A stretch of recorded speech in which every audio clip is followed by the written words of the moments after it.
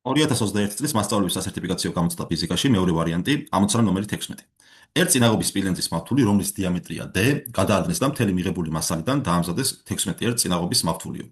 რის ტოლია ახალი მავთულის დიამეტრიო გვეკითხებიან, ესე იგი, რა გვაქვს მოცემული დავწეროთ, მოცემული გვაქვს r1 გადადნობამდე წინაღობა ტოლი არის r-ისო, გადადნობის შემდეგ r2 გახდაოთ 16 r-ის ტოლიო. ხო, რაც შეეხება დიამეტრს, დიამეტრი თავიდან d1 იყო d-ის ტოლი და გვეკითხებიან რის ტოლი იქნება დიამეტრი გადადნობის შემდეგ, ესე იგი ჩვენ გვეკითხებიან d2-ს. აგეთ ახლა რა წარმოვიდგინოთ სიტუაცია გვაქვს. რაც მავთული ზე, რომლის მოდი სიგრძე აღვნიშნოთ L1-ით პირველ შემთხვევაში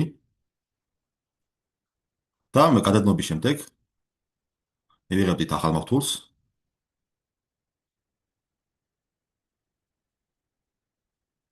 რომლის სიგრძე ცხადია გახდებოდა L2 და პირველ შემთხვევაში მოდი შემოვიტანოთ შემდეგი აღნიშნები. კვეთის ფართობი პირველ შემთხვევაში აღვნიშნოთ S1-ით, მეორე შემთხვევაში S2-ით. ხო, ახლა რადგანაც ეს სპილენძის მავთული გადაადნეს და იგივე მასალისგან დაამზადეს ახალი 16 წლიანობის მავთული, შესაბამისად სპილენძის მავთულის მასა M1 არ შეიცვლებოდა, ერთმანეთის ტოლი დარჩებოდა, საიდანაც ახლა თუ გამოვიყენებთ მასისა და სიმკვრივის ფორმულას, კავშირს მასასა და სიმკვრივეს შორის, აქედან M1 ტოლი იქნება ρ სპილენძი, სიმკვრივე გამრავლებული V1-ზე, ეს ტოლი იქნება ρ სპილენძი, სიმკვრივე გამრავლებული V2-ზე. სპილენძების სიმკვრივეები შეუკვეცება და დაგვრჩება აქედან რომ V1 ტოლი ყოფილა V2-ის. ეხლა პირველ შემთხვევაში მოცულობა რის ტოლი არის? მოცულობა პირველ შემთხვევაში ტოლი იქნება, აქედან გამომდინარეობს რომ S1 კვეთის ფართობი გამრავლებული სიმაღლეზე L1-ზე ტოლი გამოგდის. მეორე შემთხვევაში კვეთის ფართობი S2 გამრავლებული L2-ზე და საიდანაც ჩვენ შეგვიძლია დავწეროთ, რომ S1 აქედან მოიქცეთ, აქედან S1-ის შეფარდება S2-თან, ტოლი გამოგვივა L2-ის შეფარდება L1-თან. კი ბატონო. ეხლა თუ გავითვალისწინებთ ჩვენ მეორე მხრივ რომ წინაღობა R1 ტოლი იქნება ρ L1 S1-თან, R2 ტოლი იქნება ρ L2 შეფარდებული S2-თან და მოდით R2 შევაფარდოთ R1-თან. რა გამოგვივა? R2 პირობით არის მოცემულობით 16 16 შეფარდებული R1 არის R-ის ტოლი 1-თან, ტოლი არის ρ L1 შეფარდებული S1-თან. უკაცრავად 16 R2-ს ვაფარდებთ, ესე იგი ρ L2 შეფარდებული S2-თან, გაყოფილი ρ L1 შეფარდებული S2-თან, ამ გამრავლებული S1 შეფარდებული ρ L1-თან. საიდანაც ეს როები შევეკვეცება და დაგვრჩება რომ S1 შეფარდებული S2-თან, S უდრის S1 შეფარდებული S2-თან, გამრავლებული L2 შეფარდებული L1-თან. ამ გამოგვივიდა რომ აქედან რა გამოგვივიდა ჩვენ რომ S1-ის ფართობა S2-თან, გამრავლებული L2-ის ფართობა L1-თან, ტოლი ყოფილა S1-ებს თუ შევკვეცავთ 16-ის.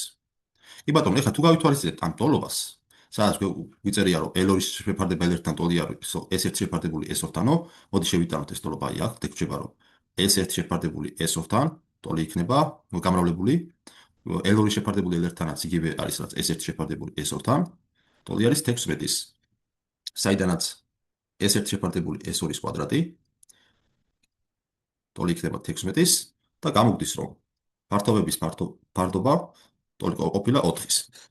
მეორე მხრივ, პირველ შემთხვევაში ვიცით რომ დიამეტრი არის d1, მეორე შემთხვევაში არის d2, შესაბამისად აქედან რადიუსი r1 იქნება d ნახევარი, აქ რადიუსი იქნება d1-ის ნახევარი, აქ იქნება d2-ის ნახევარი და ეხლა ფართობებისთვის რა იქნება? S1 იქნება πr კვადრატი, ესე იგი πr1-ის კვადრატი, ესე იგი π d1-ის ნახევრის კვადრატი შეფარდებული π d2-ის ნახევრის კვადრატთან.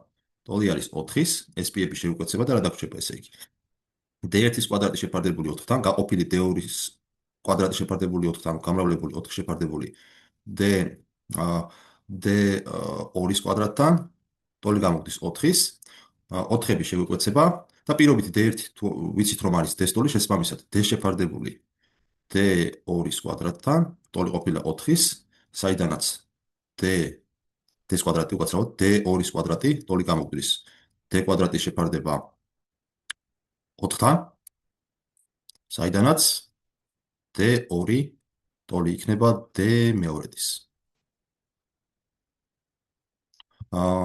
ეს კი არის პასუხი E.